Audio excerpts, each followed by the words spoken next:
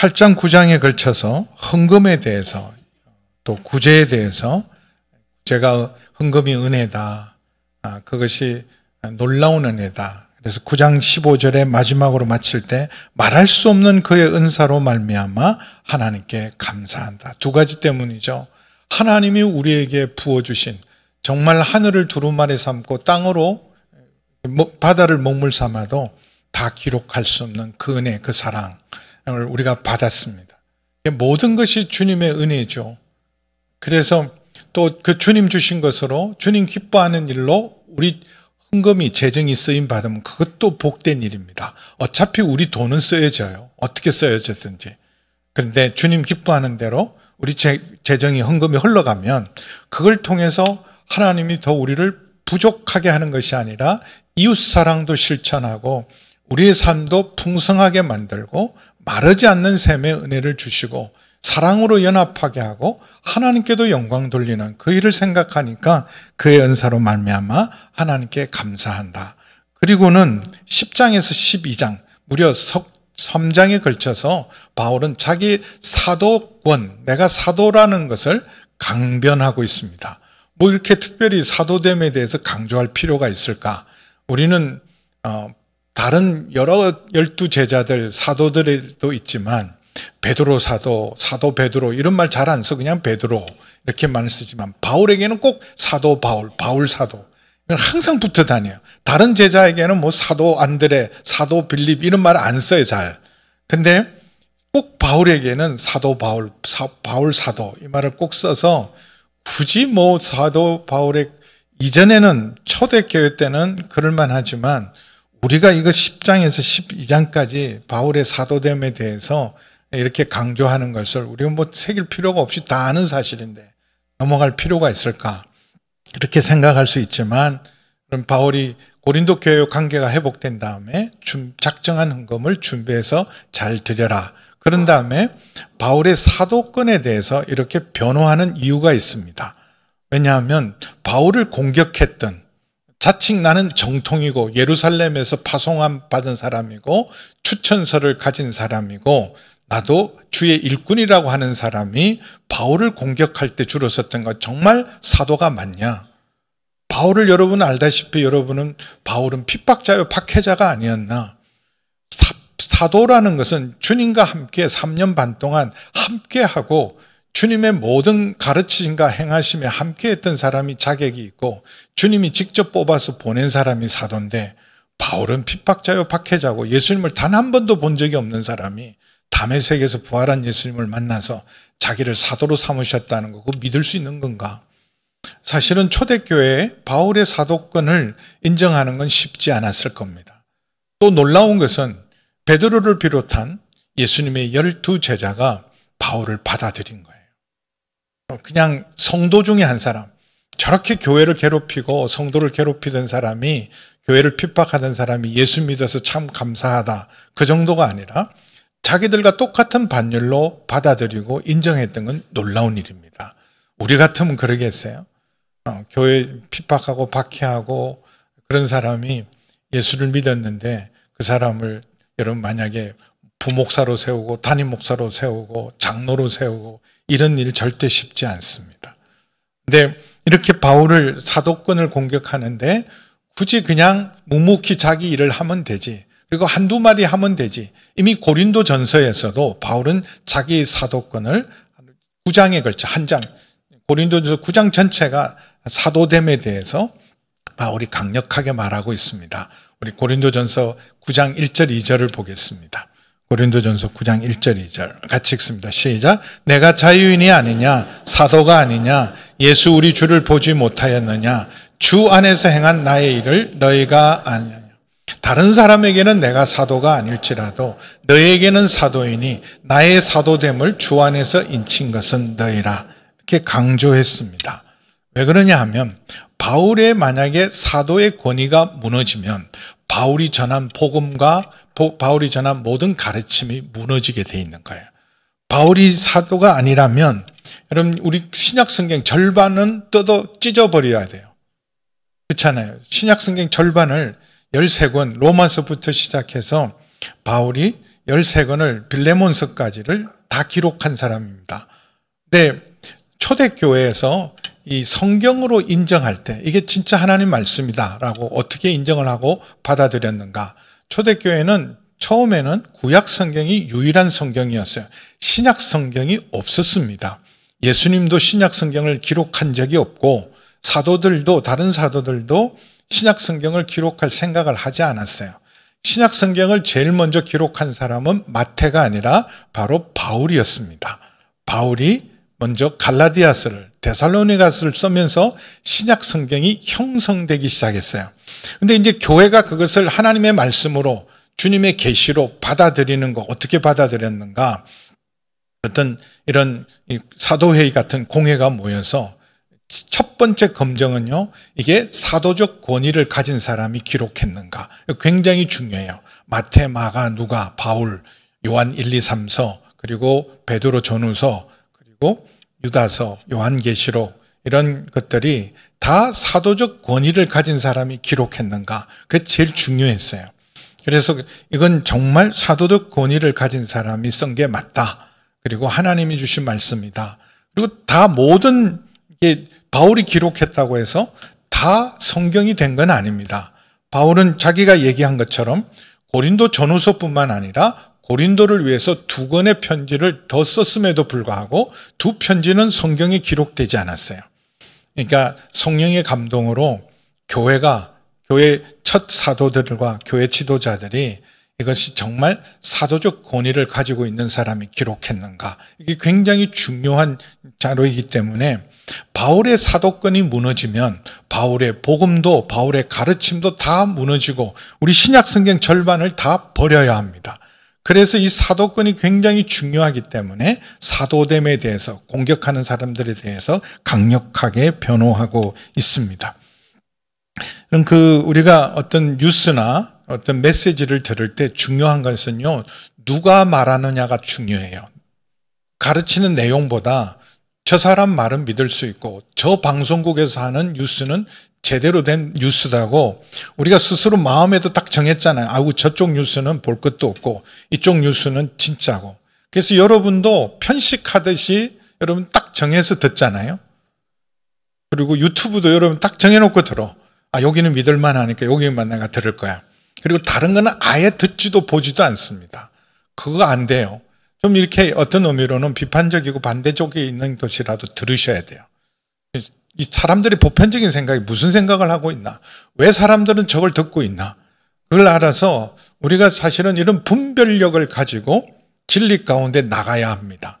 근데 어쨌든 우리가 뉴스를 들을 때도 나 저 방송국에서 하는 뉴스는 안 들어. 나는 근데 저기에서 하는 말은 내가 믿을 수 있다.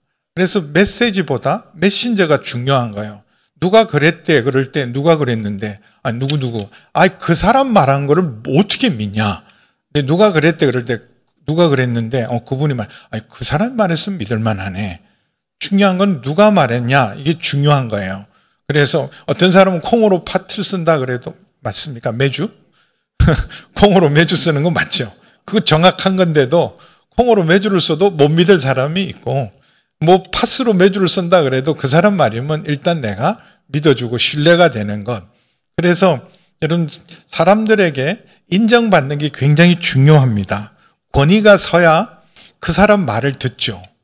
여러분 제가 이제 교회 담임 목사를 여러분 이제 세워서 어쨌든 말씀도 전하고 교회를 섬기고 있는데 여러분이 제 권위를 인정하지 않으면 제 말을 누가 듣겠어요? 아니, 목사님은 그냥 말하시고 알아서 내가 할 테니까. 근데 제가 우리 교회에서 여러분들이 잘 따라주시고 또 부족한데도 여러분들이 정말 잘 섬겨주셔서 너무 감사한데 그런데 어떨 때는 내가 이 교회에 권위가 있나? 왜냐하면 온 세대 예배가 중요합니다. 그런데 그건 그냥 목사님 우리가 알아서 한다니까. 그리고 남성 성가대를 하는 이유가 있습니다. 남자들이 경건할 수 있도록 노래가 중요해요. 무슨 노래를 부르는가? 여러분은 무슨 노래를 부르십니까? 주로. 여러분의 마음속에 흥얼거리는 노래가 무슨 노래를 부르세요? 슬픈 날은 슬픈 노래를 부를 거고 기쁜 날은 기쁜 노래를 부를 건데 어떤 사람은 자기 좋아하는 유행가 가사가 있을 거예요. 근데 하나님의 사람들은요, 여러분, 우리 속에서 찬양이 흘러나와야 돼요. 내가 부르고 싶을 때도 찬양을 하지만 그냥 내 마음속에서 찬송이 흘러나와야 돼요. 그냥 어떨 때는 찬송이 내 속에서 이렇게 흘러나오는, 이게 굉장히 중요합니다. 근데 여러분 남자들이요, 남성 동지 여러분은 무슨 노래를 부르고 있습니까? 그래서 그 노래가 그 사람의 영성을 형성하는 거예요. 또 그 노래가 그 사람의 사실은 어떤 면에 정서를 인도하고 있는 겁니다. 너무 슬픈 노래를 부르고 자꾸 간다 그런 사람 진짜 가요. 낙엽 따라 가버린다 그러면 진짜 낙엽 따라 가버립니다. 그래서 그 노래가 굉장히 중요해요. 찬양을 하는 것. 그래서 남성 찬양대 만듭니다. 그래도 콧 기둥으로도 안 들어요. 오케이. 그런 거 저런 거 다 우리가 알아서 할 테니까 그냥 목사님 할 일이나 하세요. 이전에는요, 내가 할 수는 없고 하기는 힘들어도 그래도 해야 된다고 마음가짐은 있었어요.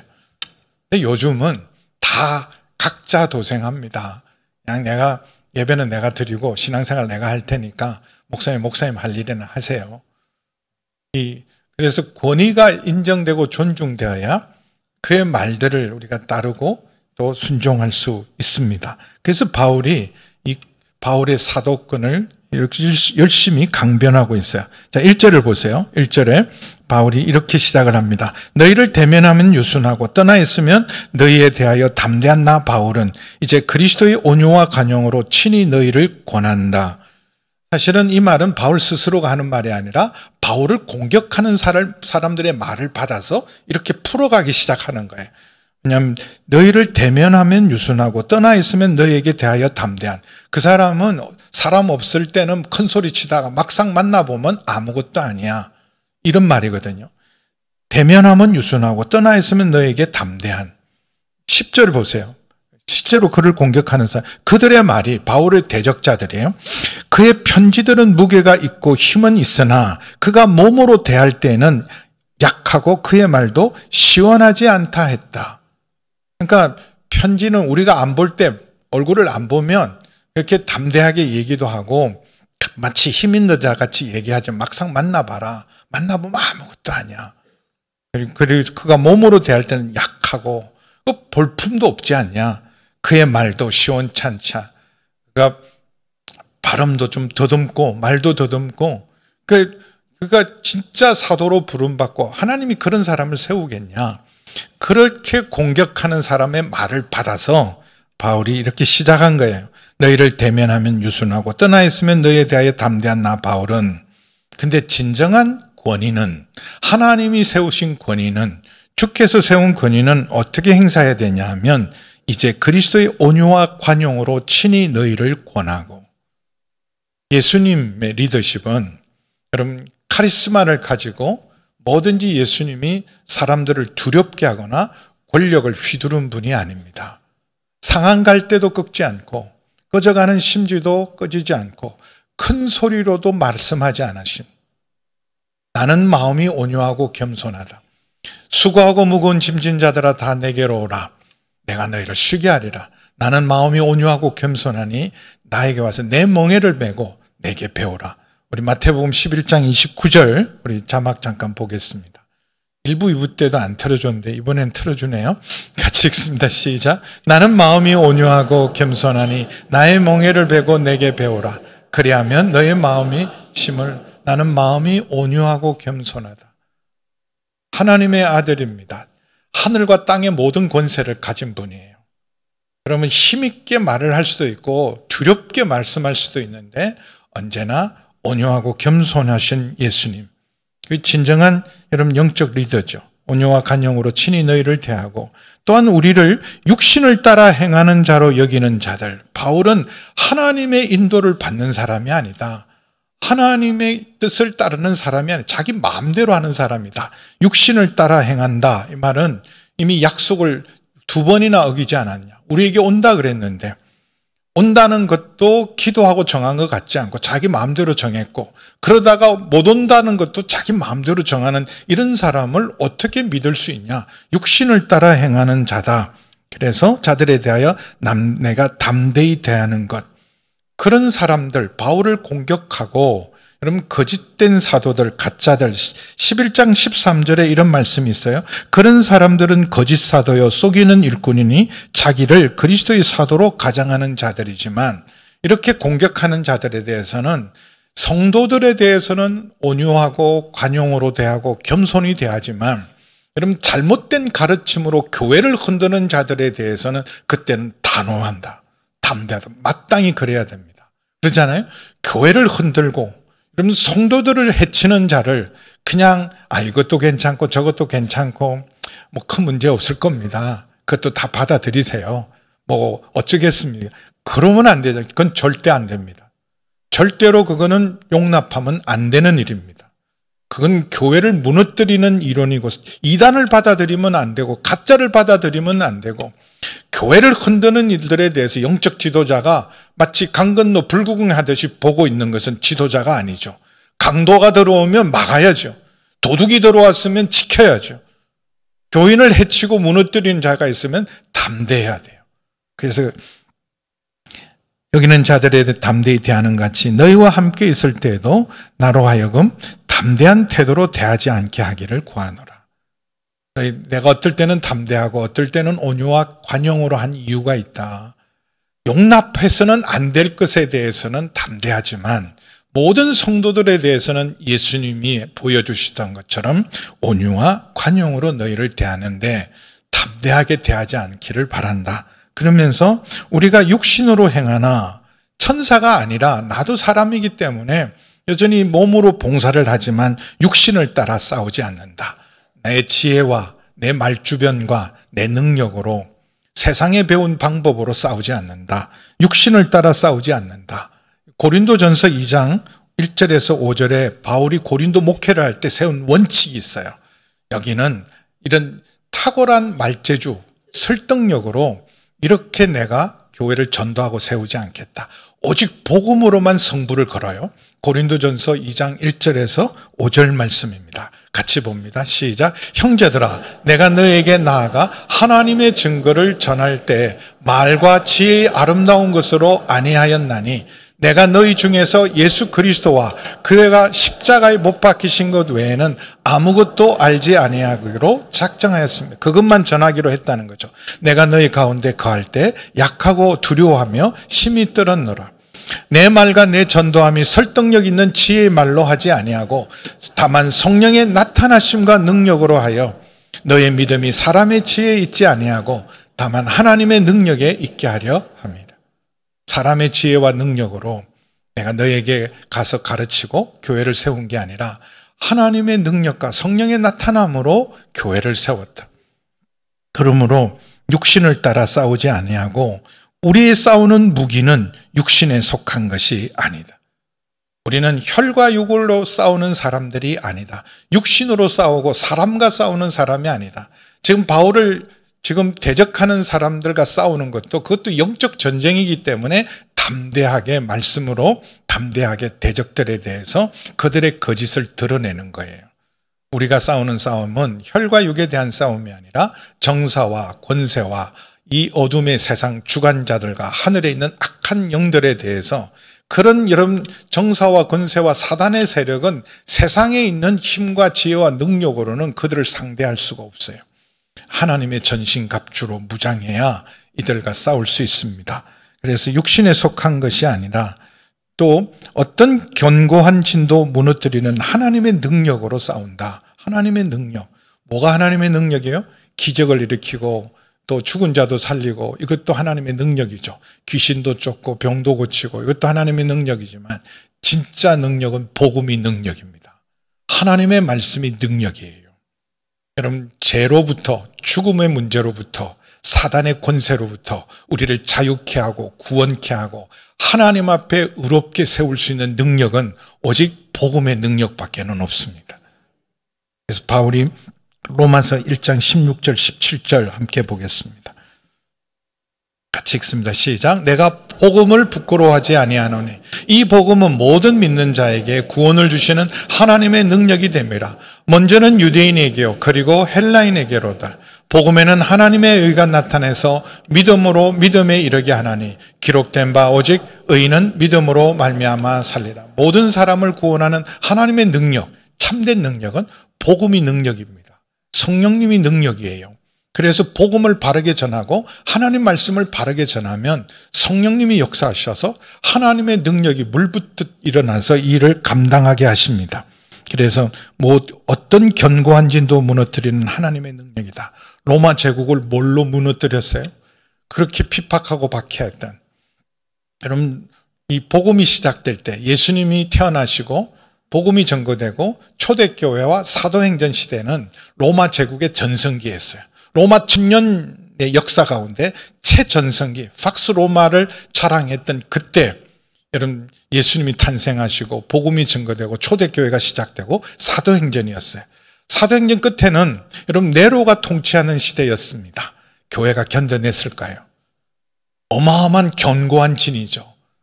여러분 어떤 나라가 그 당시에는요 어떤 나라도 어떤 세상 세력도 로마를 감히 대적할 생각을 못했던 세대입니다. 근데 그 견고한 진이 뭘로 무너져요? 복음으로 무너져요. 로마라는 거대한 권세가 복음 앞에 무릎을 꿇어서 로마 황제들도 예수를 주라 시인했습니다. 어떤 견고한 진도.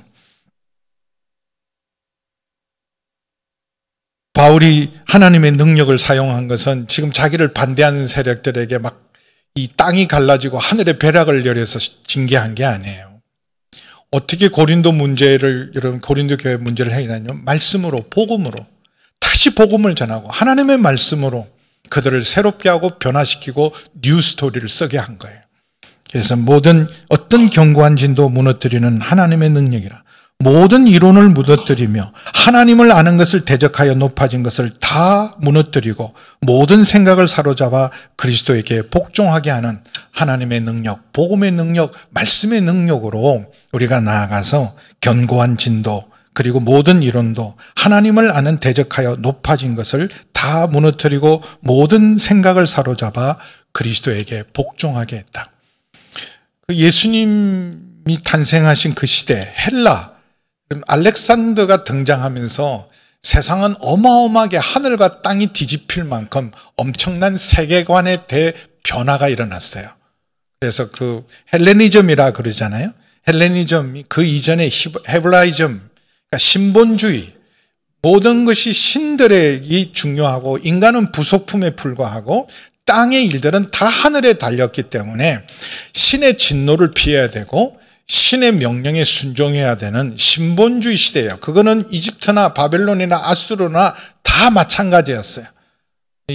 오직 유대인들은 유일하신 하나님만 믿었는데 다른 그 당시 제국과 나라들도 다 땅의 운명은 하늘에 달렸고 신들의 손에 달렸고 우리는 부속품이라고 생각했는데 알렉산더가 등장하면서 No! 우리가 우리 운명 바꿀 수 있다. 땅의 일은 우리 손에 달렸다. 인본주의가 시작한 게 알렉산더 시대입니다. 철학이 발달하죠. 그렇게 해서 소크라테스, 플라톤, 아리스토텔레스 이런 철학으로, 철학은 인간의 이론과 사상입니다. 그래서 이 만물의 척도가 인간이다. 신이 아니다. 만물의 척도가 인간이라 그리스 로마 신화에서는 여러분 신들을 약간 조롱해요. 막 신들을 우습게 만들어요. 신들이 막 시기하고 질투하고 바람 피우고 서로 싸우고 막 그러잖아요. 근데 인간의 의지는 대단합니다. 시지포스, 프로메테우스, 그리고 여러분 신과 인간 사이에 태어났던 헤라클레스, 아킬레우스 이런 어마어마한 영웅들, 운명을 바꾸어 놓는 오디세이 같은 여러분 이런 그 호모와 일리스 오디세이도 신들이 막 그 오디세이를 집에 못 돌아가게 트로이를 멸망시킨 이 주역, 이 목마를 만들어서 트로이를 무너뜨린 저놈은 절대 집에 못 돌아가. 그래서 10년 전쟁 끝나고 집으로 돌아가는데 10년 걸렸대잖아요. 그 10년 동안 돌아가는 길에 얼마나 많은 방해들이 재밌어요. 근데 그 막 신이 벨해코지를 다 하는데 그걸 오디세이가 다 뚫고 가서 결국은 자기 고향에 돌아가 자기 왕국도 되찾고 다 찾는 이야기. 그걸 보면서 사람들은 다 박수를 쳐요. 인간의 위대함. 그래서 인본주의로 넘어왔던 어마어마한 시대입니다.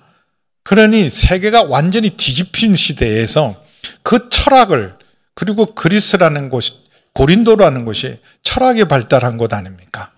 그런데도 여러분, 그 모든 이론을 무너뜨리며 하나님을 아는 것을 대적하여 높아진 것을 다 무너뜨리고 모든 생각을 사로잡아 그리스도에게 복종하게 했다. 당시에 여러분 초대교회가 그랬고, 기독교 2000년 역사가 하나님을 대적한 모든 사상을 다 무릎 꿇게 했습니다. 그래서 복음은요, 모든 문화권으로, 불교권, 힌두권, 이슬람권, 모든 문화와 사상에 전거되어서 여러분, 복음은 증거되고 구원의 역사가 일어나고 있습니다. 공산주의가 등장했을 때는요, 기독교가 소멸되는 줄 알았습니다. 1900년 동안 순교자의 숫자보다도 20세기 초에 공산주의자들에 의해서 순교당한 숫자가 훨씬 많습니다. 스탈린에 의해서 죽은 사람들, 모택동에 의해서 순교한 사람들 엄청납니다. 우리나라에도 여러분 사실은 일본 사람들, 일제 식민지하에서 여러분 순교한 사람들보다 공산당에 의해서 순교한 사람들의 숫자가 훨씬 많습니다. 손양원 목사님은 일제에 의해서 돌아가신 게 아니라 공산당 손에 의해서 죽임을 당합니다.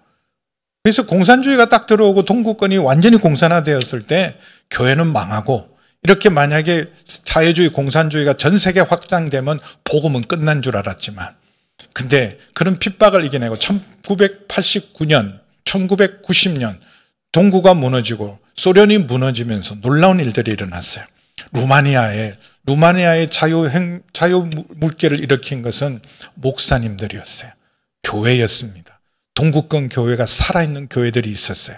러시아가 뚜껑을 딱 열어보니까 러시아 안에도 믿음의 사람들이 있어서, 여러분 소련이 무너지면서 동구권, 특별히 러시아에 어마어마한 부흥이 일어났어요.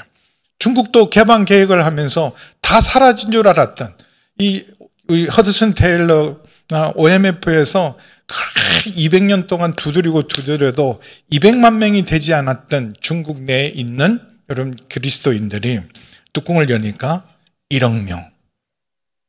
아무도 안 놀래네요. 복음은 능력이에요. 모든 이론을, 하나님을 대적하여 높아진 모든 것을 다 무너뜨리는 모든 생각을 사로잡아 그리스도에게 복종하게 하니. 그 대표적인 사람 중에 한 사람은 어거스틴입니다.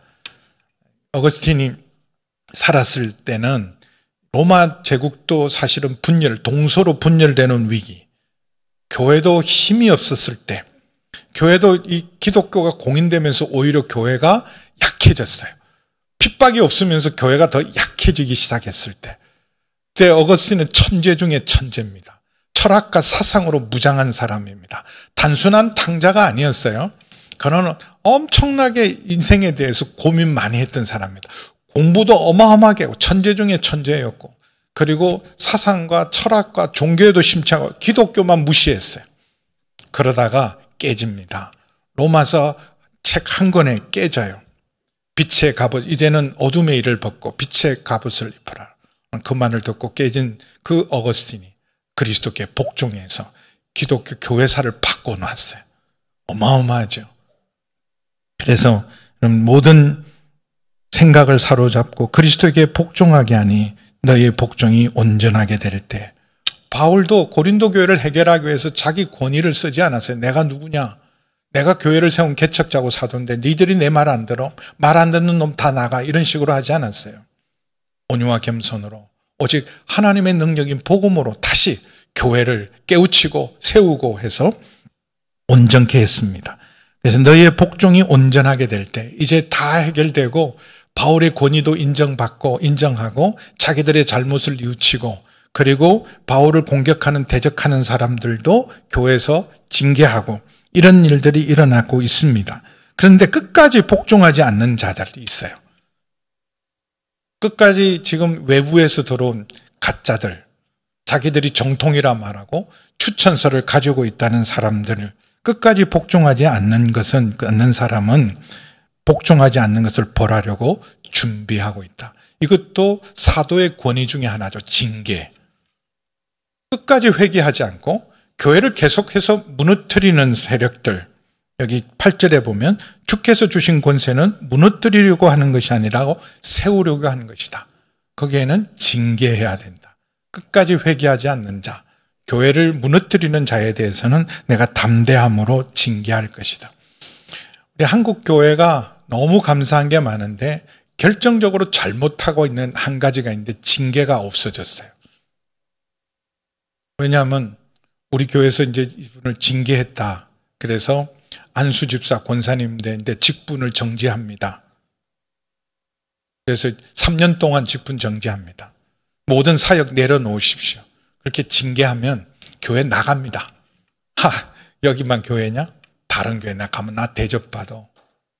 그래서 이 교회 저 교회에 옮겨 다니는데 자기가 이제 교회를 옮길 수밖에 없는 사람도 있어요. 목사도 교회를 옮기는데요. 그렇잖아요? 교회를 옮길 수밖에 없는 불가피한 사정이 있습니다.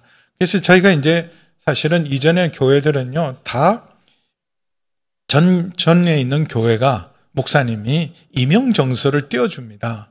이 성도님은 우리 교회에서 신실하게 신앙생활을 잘했는데 지금 이사 때문에, 직장 때문에, 또 여러 가지 문제 때문에 교회를 옮길 수밖에 없습니다.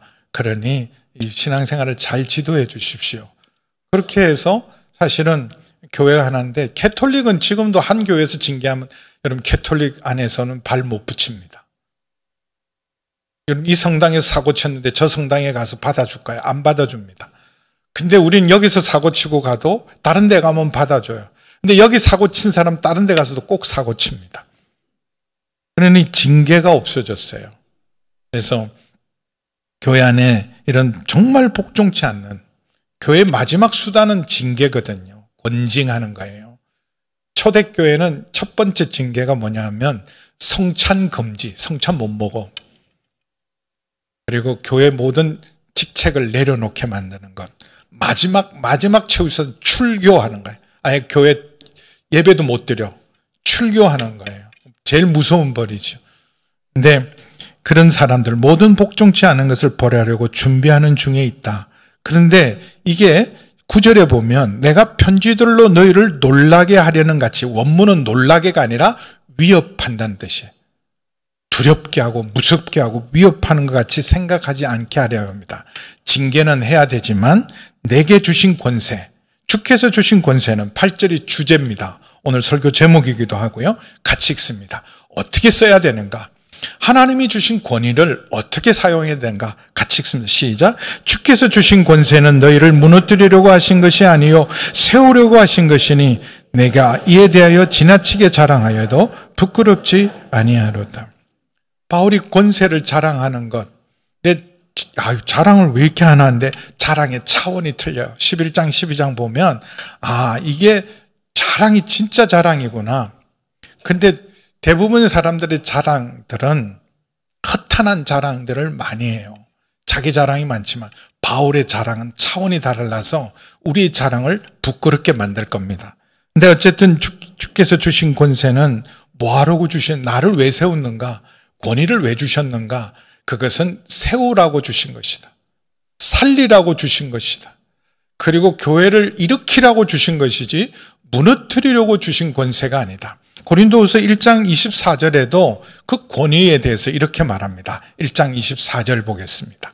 우리가 너희 믿음을 주관하는 것이 아니요 오직 너희의 기쁨을 돕는 자가 되려 함이니 이는 너희가 믿음에 섰습니다. 우리가 믿음을 주관하는 사람이 아니다. 내 마음대로 임의대로 하는 사람이 아니다. 이건 이렇게 해, 이건 저렇게 해. 그건 됐고 그냥 말 들어, 그냥 시킨 대로 해. 이게 권위가 아니에요. 그런 카리스마적인 지도자가 사람들이 잘 따르기도 합니다.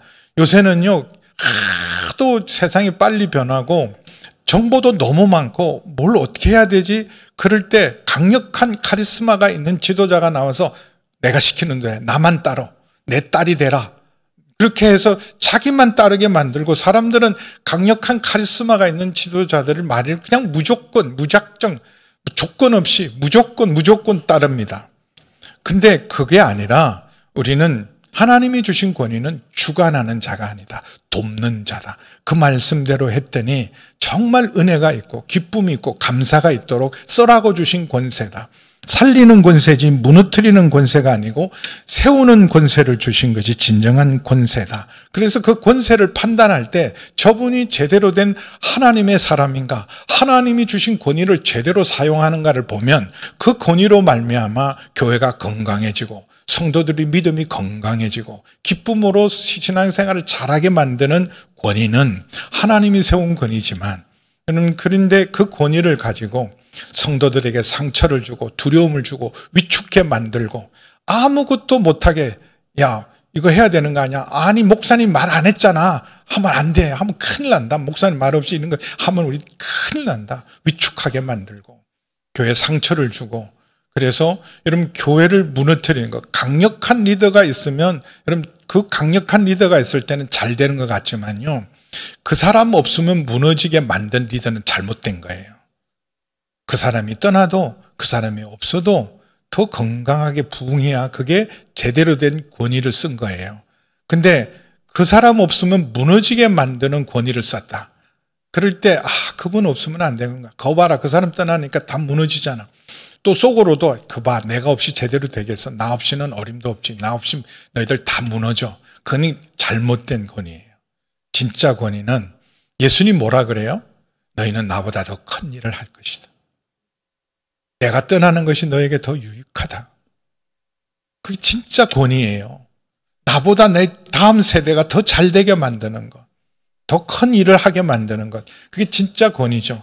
나 떠나면 다 무너져. 나 떠나면 다 아무것도 아니야. 그렇게 한 권위는 진짜 권위가 아닙니다.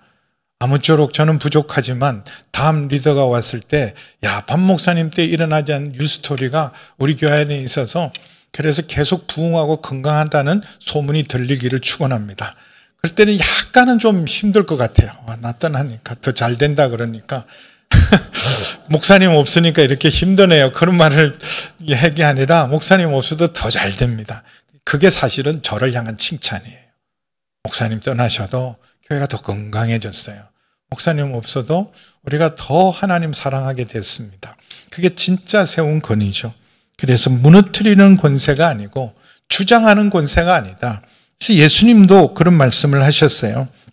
예수님도 마가복음 10장 42절에서 45절, 누가 크냐? 제자들도요, 육신을 속했을 때는 제자들도 누가 크냐? 예수님 지금 십자가 지는데, 내일이면 십자가 지는데 누가 크냐? 이런 생각하고 있었어요. 그래서 서로 다툼도 일어나고 그랬을 때 예수님 불러다가 이러시되, 이방인의 집권자들은 그들이 임의로 주관하고 자기들 마음대로 하는 거죠. 원인은 이렇게 쓰는 거야. 내 마음대로 하려고. 사람들이 여러분 성공을 하고 힘을 가지려는 이유가 뭐예요? 내 마음대로 한다. 임의로 주관하고 그들의 고관에게 권세를 부리는 거다. 권세를 가지고 뭐하러 내가 이렇게 힘들게 섬기냐. 권세는 그냥 말 한마디면 모든 게 척척 이루어지게 해야 돼. 그런 줄 알지만, 그러나 43절, 너희 중엔 하나님 나라의 리더십은 그렇지 않다. 누구 중에 크고자 하는 자는 너희를 섬기는 자가 되고, 너희 중에 누구든지 어뜸이 되고자 하는 자는 모든 사람의 종이 되어야 하리라. 이렇게 예수님은 말씀만 하신 게 아니라 몸소 삶으로 보여주셨습니다. 같이 읽습니다. 시작. 도리어 섬기려 하고 자기의 목숨을 많은 사람의 대속물로 주게 하려 하십니다. 정말 그럼 수건을 두르시고 발을 씻기시는 주님, 그 섬김. 그럼 그게 그냥 프로그램으로 했을까요? 보여주려고 했을까요? 예수님의 행동은 어마어마하게 자연스럽습니다. 그냥 너무나 자연스러워요. 그게 평소에 예수님이 제자들을 대하는 모습이셨어요. 섬기는 리더십. 주께서 주신 권세는 세우려고 주신 권세지 무너뜨리려고 주신 것이 아니다. 그러므로 너희를 두렵게 하고 놀랍게 하고 위협하고 권세를 휘두르는 것이 아니라 너희를 세우기 위한 것이다. 그래서 이 고생을 하는 거예요. 포기하지 않고 편지도 보내고 디모데도 보내고 디도도 보내고 자기도 방문하고 하면서 교회를 세웁니다. 근데 사람들이 원하는 지도자는 이런 지도자가 아니라 외모로 판단할 때가 많아. 7절을 보겠습니다. 너희는 외모만 보는도다. 만일 사람이 자기가 그리스도에게 속한 줄을 믿을진대 자기가 그리스도에 속한 것 같이 우리도 그러한 줄을 자기 속으로 다시 생각할 것이다. 외모가 아마 바울이 좀 별로 이렇게 보기에 흠모할 만한 모습이 없었던 것 같아요. 예수님의 외모에 대해서 유일하게 언급한 성경이 있습니다. 예수님의 외모에 대해서 여러분 복음서를 아무리 봐보세요. 사도들이 예수님의 외모에 대해서 1도 언급한 게 없어요. 키가 크셨다, 작으셨다, 아주 마르셨다, 아니면 체격이 딱 아주 늠름하셨다, 그리고 머리카락은 곱슬머리셨다, 수염은 기르셨다, 그런 게 1도 기록하지 않았어요. 외모에 대해서는 단 한 줄도 기록하지 않았습니다. 근데 유일하게 예수님의 외모에 대해서 기록한 게 이사야 53장이에요.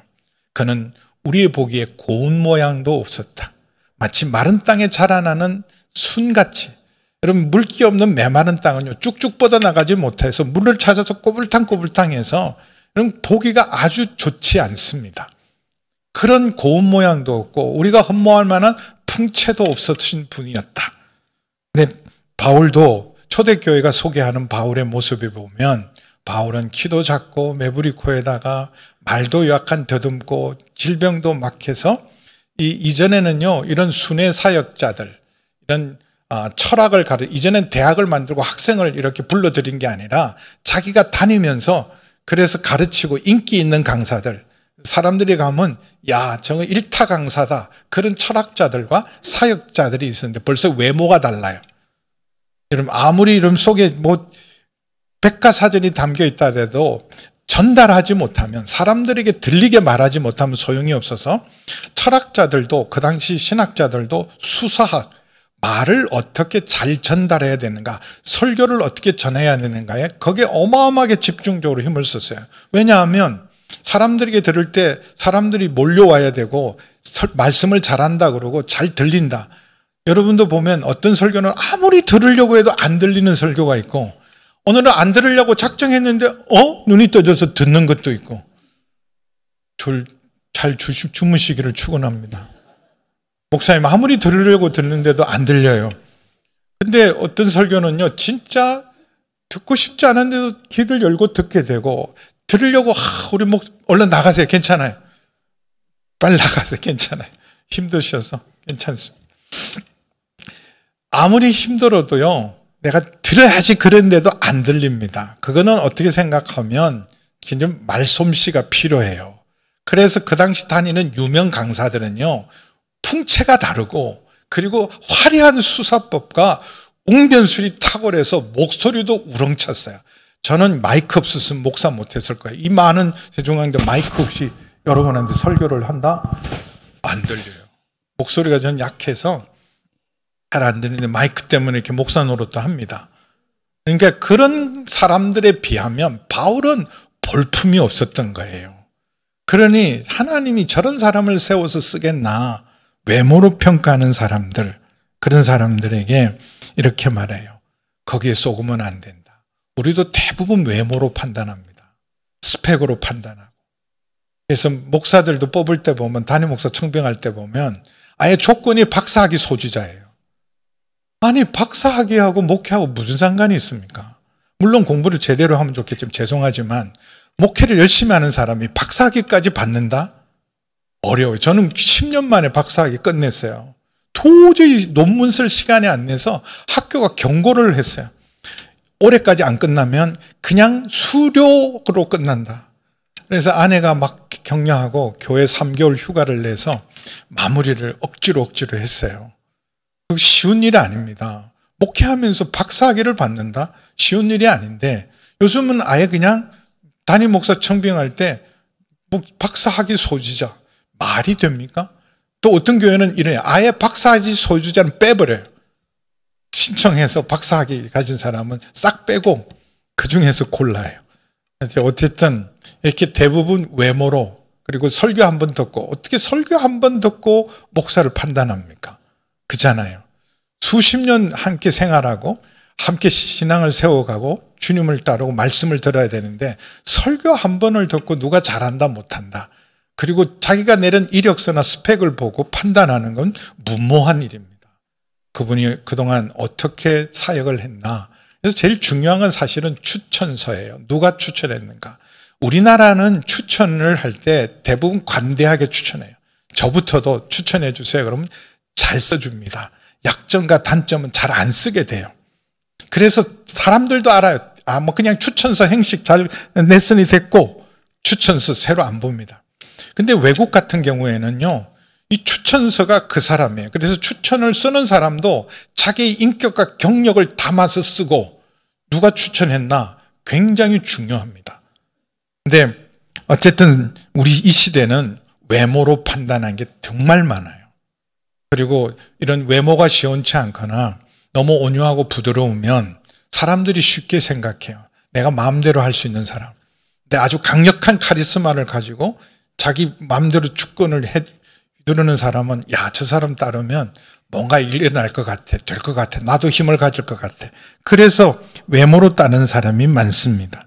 근데 만일 사람이 자기가 그리스도에게 속한 줄을 알고 믿을진데 자기가 그리스도에 속한 것 같이 우리도 그러한 줄을 자기 속으로 진짜는 진짜를 알아봅니다. 절대로 외모로 판단하지 않아요.